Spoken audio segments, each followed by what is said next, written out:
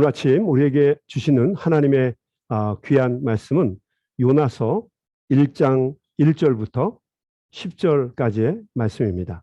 하나님 말씀 요나서 1장 1절에서 10절까지의 말씀입니다. 받들어서 봉독하도록 하겠습니다. 여호와의 말씀이 아미떼의 아들 요나에게 임하니라. 이르시되 너는 일어나 저 큰 성읍 니느웨로 가서 그것을 향하여 외치라. 그 악독이 내 앞에 상달되었음이니라 하시니라. 그러나 요나가 여호와의 얼굴을 피하려고 일어나 다시스로 도망하려 하여 욥바로 내려갔더니 마침내 다시스로 가는 배를 만난지라.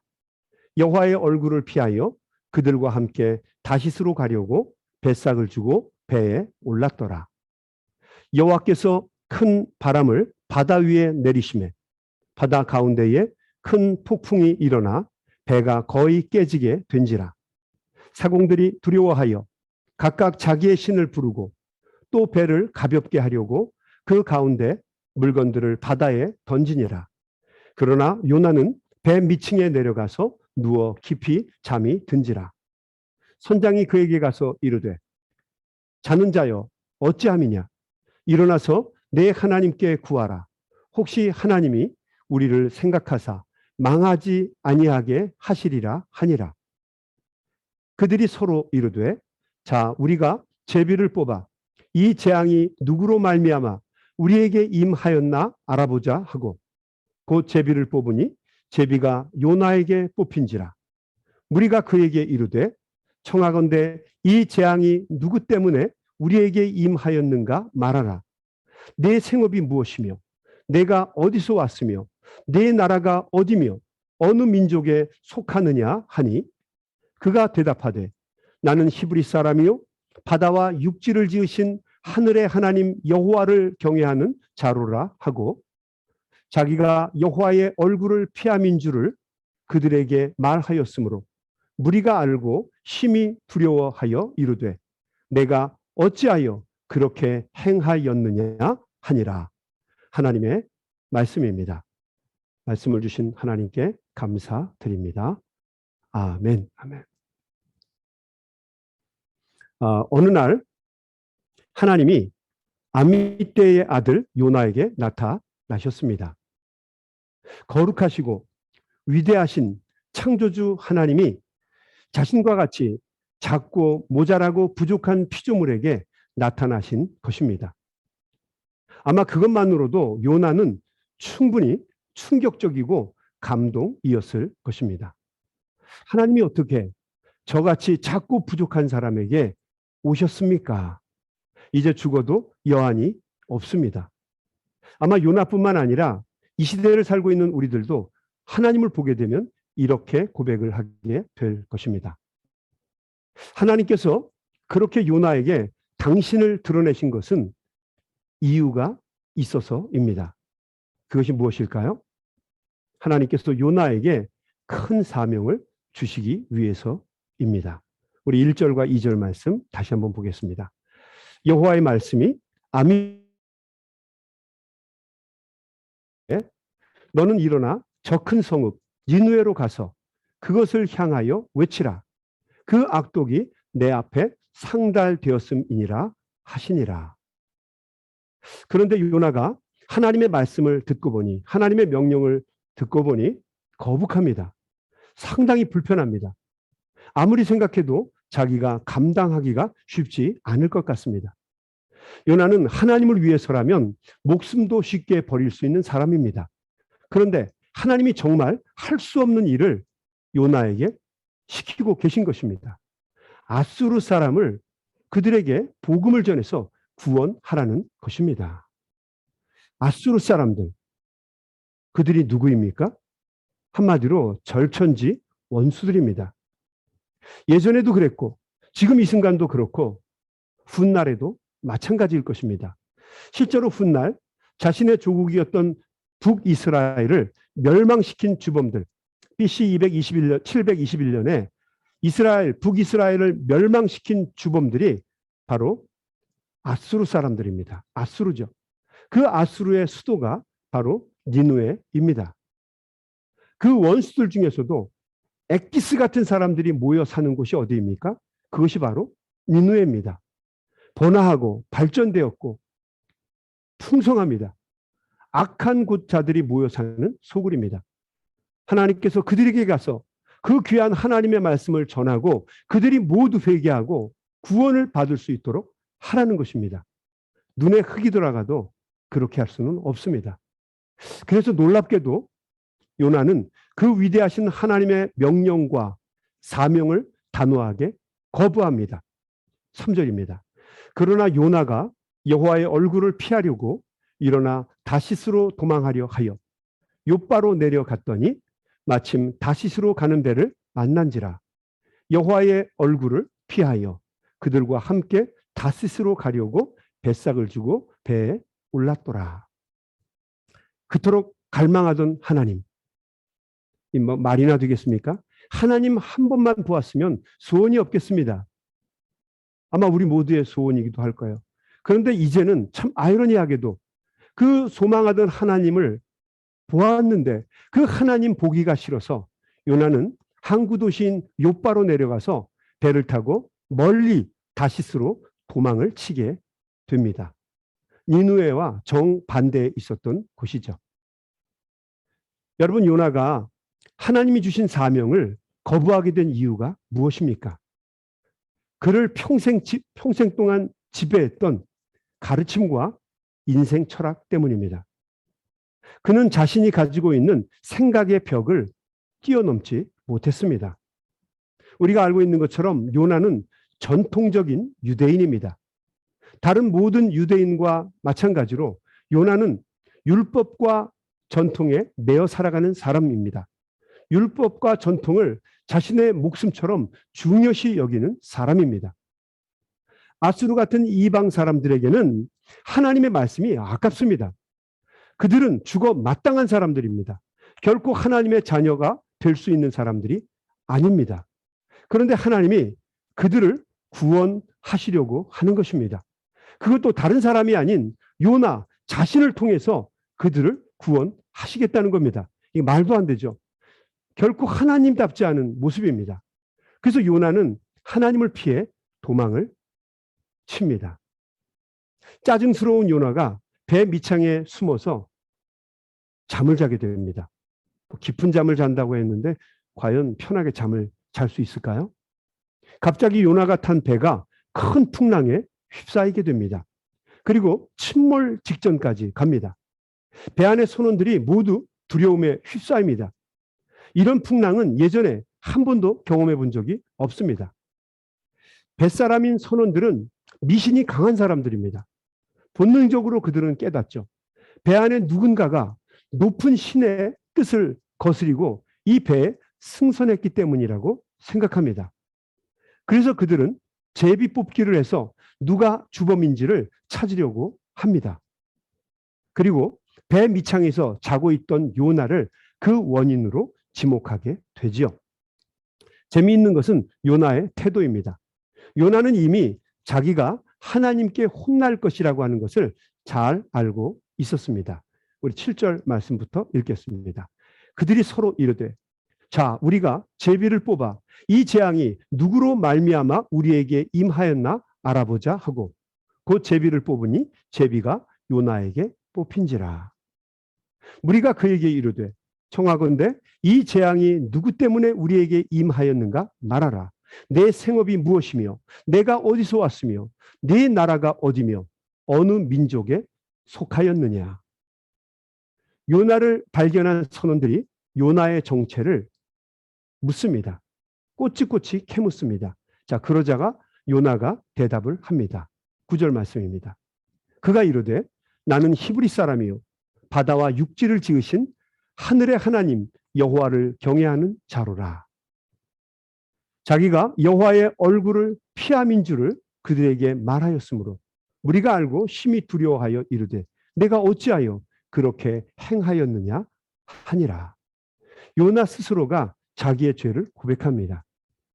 자기가 하나님의 명령을 감당하기 싫어서 하나님을 피해 도망갔기 때문에 하나님이 자기를 다시 찾으시느라고 이런 재앙이 임하게 된 것이라고 사람들에게 말을 합니다. 그러자 하나님을 알지 못하는 뱃사람들이 요나를 야단칩니다. 아니, 하나님의 뜻이라면 내가 그대로 따랐어야지 왜 따르지 않고 이 배에 탔느냐? 그리고 요나를 나무랍니다. 어떻게 보면 이방 사람들의 모습이 요나보다도 훨씬 더 신앙인의 모습이고 믿음이 더 좋아 보입니다. 정작 요나는 믿음을 거스르는데 하나님을 알지 못하는 이방 뱃사람들은 오히려 요나를 믿음으로 꾸짖습니다. 어떤 때는 평신도들의 모습이 목회자들보다 더 신앙적일 때가 있습니다. 참 부끄러운 얘기지만 사실입니다. 성경은, 아니 신앙의 여정은 하나님의 말씀에 순종한 사람들을 통해서 이루어지는 대서사시입니다. 어떤 때는 황당하고 이해도 되지 않고 말도 안 되는 것 같지만 하나님은 당신이 하시는 말씀을, 당신의 뜻을 우리 신앙인들이 순종하고 따르기를 원하십니다. 황당하지만 순종하면 우리가 예상하지 못했던 하나님의 위대한 역사가 이루어집니다. 그러나 우리는 언제나 우리의 생각과 가치관을 따라서만 움직이려고 합니다. 우리는 요나와 같이 우리의 생각과 가치관에 갇혀 살아가는 사람들입니다. 우리는 하나님도 항상 우리의 생각으로만 섬기려고 합니다. 하나님도 내가 원하는 대로, 내가 계획하는 대로 움직이셔야만 합니다. 하나님이 아무리 원하셔도 우리의 논리에 맞지 않으면 우리는 결코 받아들이지 않습니다. 신약 성경에 보게 되면 베드로도 똑같은 일을 경험하게 됩니다. 베드로가 욥바에서, 욥바라고 하는 곳이 문제의 도시 같아요. 베드로가 욥바에서 피장 시몬이라고 하는 사람의 집에 거하면서 6시가 되었을 때, 우리 시간으로 얘기하면 오후 12시입니다. 정오의 시간이 되었을 때 지붕 다락방에 올라가서 기도를 드립니다. 그때 하늘에서 갑자기 보자기가 내려오는 환상을 보게 됩니다. 그리고 그 보자기 안에는 온갖 부정한 것들이 가득 들어 있었습니다. 각양각색의 짐승과 기는 것과 갖가지 곤충들이 그 보자기 안에 담겨 있었습니다. 쉽게 이야기하면 율법이 먹지 말라고 금하고 있는 것들로 가득 차 있었던 것입니다. 하나님은 베드로에게 말씀하셨습니다. 이 음식들을 먹어라. 그러자 베드로는 율법이 부정하다고 금하는 음식들을 절대 먹을 수 없다고 하나님께 강변합니다.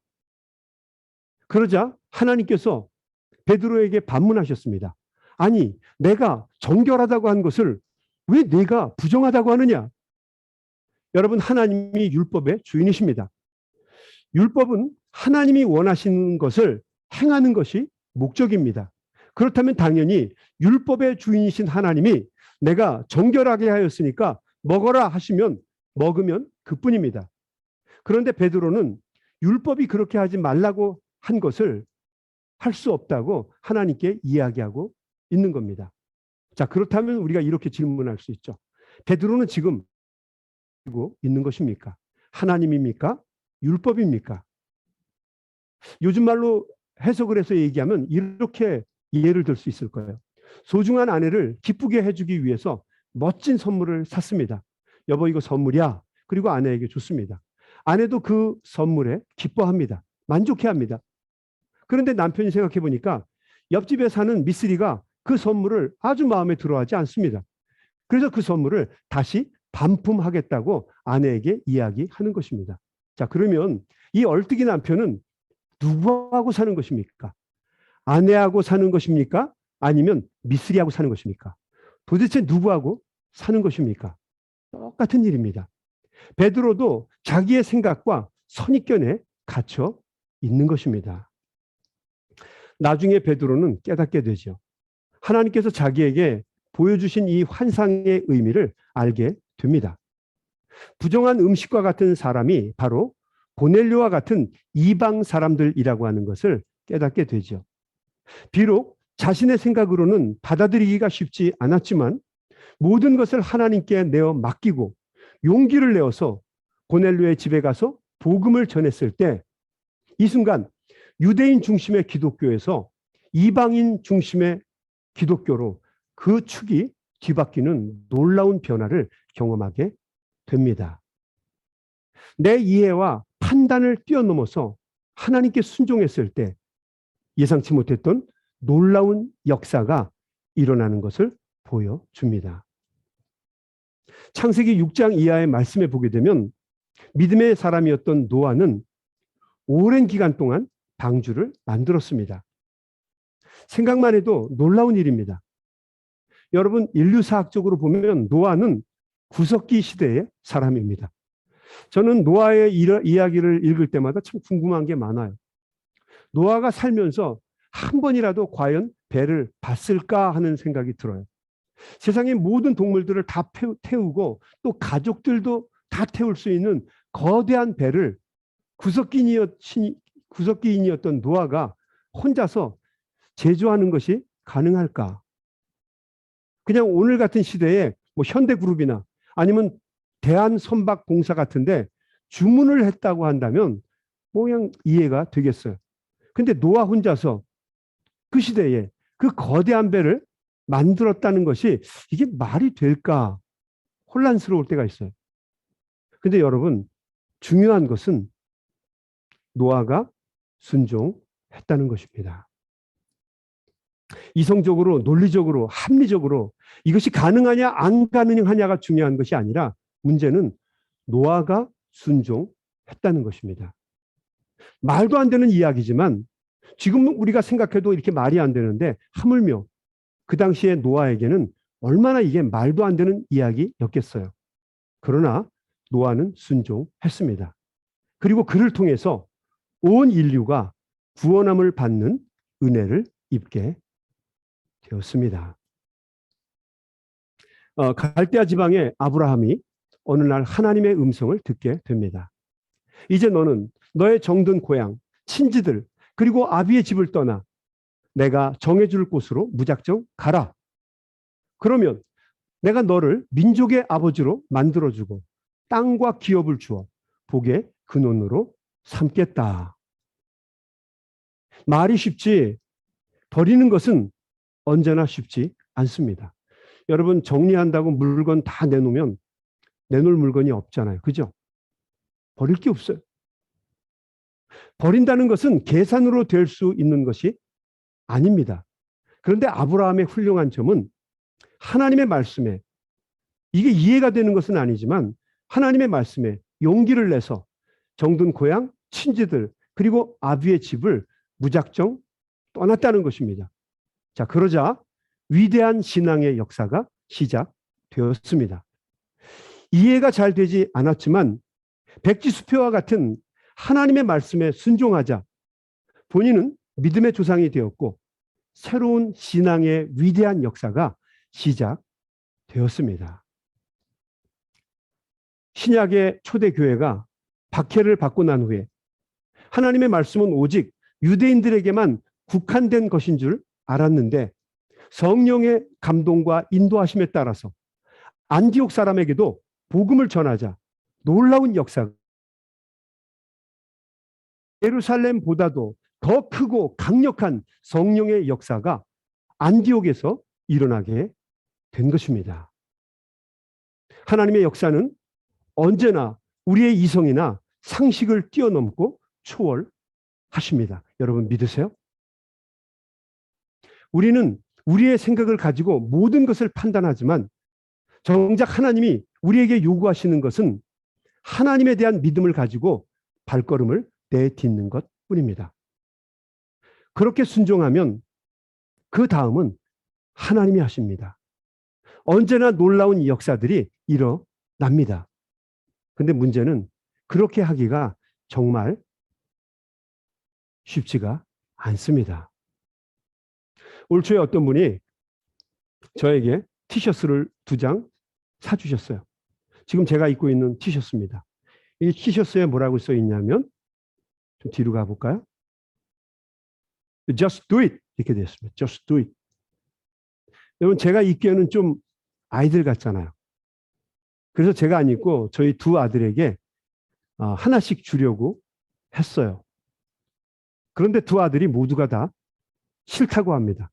왜냐하면 이 티셔츠 앞에 새겨진 이 문구가 싫다는 거예요. Just do it.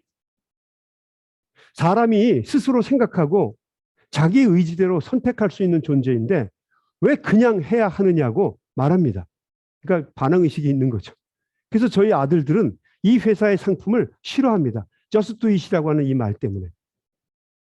저도 별로 그렇게 마음에 들지 않는 것 같더라고요. 또 그 말을 들어보니까 귀가 여려서 그 말이 맞는 것 같기도 해요.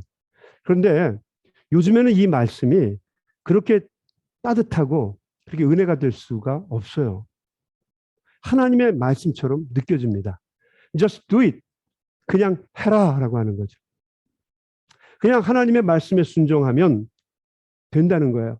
그 다음은 하나님이 하신다는 거죠. 하나님의 말씀에 순종하면 되는 것을 우리는 그럴 수 없다고 하나님께 도전하고 거절합니다. 절대로 안 된다고 말합니다. 너무 비논리적이라고. 내가 억울하다고. 화가 나고 분이 생겨서 견딜 수가 없다고. 참을 수가 없다고. 건강이 안 좋아서 못한다고 얘기하기도 하고. 내가 배신을 당해서 못한다고 하기도 하고. 이 상황에 내가 무엇을 할 수 있겠느냐고 이야기를 합니다. 희망이 안 보인다고 이야기도 해요. 사업이 잘 안 되고 어려워져서 못한다고도 얘기합니다. 돈이 없어서 아직 때가 아니라서 상처가 많아서 못한다고 말하기도 합니다. 아직 내가 너무 젊다고. 곧 은퇴하면 열심히 하겠다고 말을 합니다. 그런데 주님은 이렇게 말씀하십니다. Just do it. 그냥 하라는 거죠. 우리가 그냥 하면 나머지 일은 주님이 하실 것입니다. 주님이 우리에게 요구하시는 것은 하나님께 믿음을 가지고 just do it. 그냥 하는 것입니다. 요즘에 많은 사람들이 우리 한인교회에 문제가 많다고 말합니다. 여러분, 그렇지 않습니다. 저희 교회는 건강한 교회였어요. 성도들의 수도 그렇지만 우리가 재정적으로도 어려운 교회가 아니었어요. 우리가 무슨 세법을 조금 모른다고, 목사가 무슨 재정을 잘 매니지먼트를 못한다고. 여러분, 목사가 돈 많이 알면 뭐 하겠어요? 지금 와서 그게 문제라고 막 얘기하는데 여러분, 그렇지 않습니다. 많은 사람들이 정확한 이야기도 모르면서 교회에 실망해서 이제는 교회 안 나가겠다. 이제는 예수 믿는 거 포기하겠다. 이렇게 이야기하는 어려운 사람들이, 안타까운 사람들이 있습니다. 여러분, 그렇지 않아요. 포기하지 마십시오. 하나님께 맡기십시오. 머지않은 시간이 지나고 나면 모든 것이 가려지는 날이 금방 올 거예요. 용기를 내셔서 주님만 집중하시고 다시 믿음으로 일어나셔서 신앙의 행진을 하시기 바랍니다. 하이웨이를 가다 보니까 어떤 미국 교회 그 입간판에 그날의 매 주일 설교 제목이 나오는데 그 설교 제목이 뭐였냐면 브라브라브라 just come to church였어요. 많이 웃음이 나오기도 했지만 그 말이 맞는다라는 생각이 들었어요. 많은 사람들이 이야기합니다. 교회가 썩었다. 개독교다. 목사놈들이 다 도둑놈들이다. 나쁜 놈들이다. 그럽니다. 제대로 된 교회가 하나도 없다 비판합니다. 여러분, 그렇지 않습니다. 교회는 주님의 것입니다. 대신 이 땅에 만드신 하나님의 산성입니다. 그 말씀대로 브라브라브라 이야기할 것이 아니라 just come to church. 교회 오십시오. 하나님의 말씀을 나누시고 하나님의 은혜를 경험하십시오. 여러분, 포기하지 마시고 주님의 음성을 들으십시오. Just do it. 그냥 하십시오. Just do it. Just do it. 주님이 사랑하는 우리 성도님들과 영원토록 함께 하시기를 주님의 이름으로 간절히 축원합니다. 아멘. 한번 기도하겠습니다. 하나님, 우리에게 용기를 주셔서 우리의 논리나 우리의 판단이나 우리의 생각을 뛰어넘어서 용기 있게 하나님이 원하시는 일을 행할 수 있는 지혜와 힘과 능력을 저희들에게 주시옵소서. 예수님의 이름으로 간절히 기도드리옵나이다. 아멘.